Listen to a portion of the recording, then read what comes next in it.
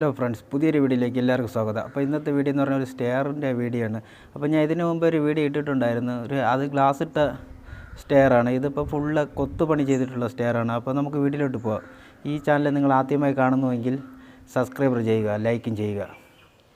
അപ്പോൾ അടിപൊളി എന്ന് പറഞ്ഞാൽ സൂപ്പർ വീഡിയോ ആണിത്.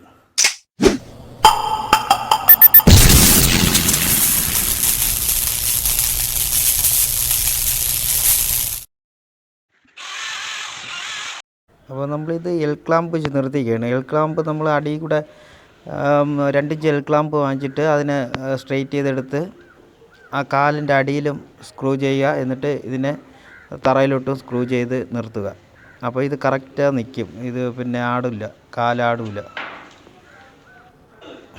ആ സ്റ്റെപ്പിലും അങ്ങനെ എല്ലാം അതുപോലെ എൽ ക്ലാമ്പിൽ നിർത്തി. ഇത് ഫ്രെയിം ഇപ്പോൾ ആയിട്ടേ ഉള്ളൂ. ഇനി ആണിയിട്ട് കറക്റ്റ് സെറ്റ് ചെയ്ത് വച്ചിട്ടാണ് ഇതിനെ എൽ ക്ലാമ്പ് കറക്റ്റായി സെറ്റ് ചെയ്ത് നിർത്തുക. അപ്പോൾ ഇതിൻ്റെ അടശെല്ലാം സെറ്റ് ചെയ്ത് വെച്ചിട്ടുണ്ട്.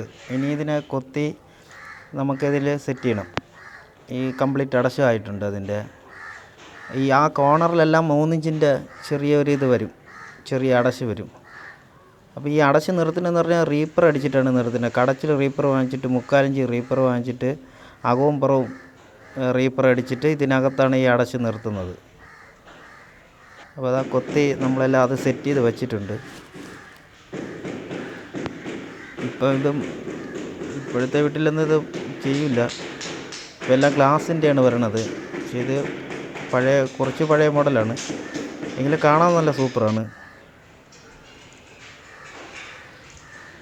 എല്ലാം അടച്ചിട്ട് ഇങ്ങനെ നിർത്തിയിരിക്കുകയാണ്.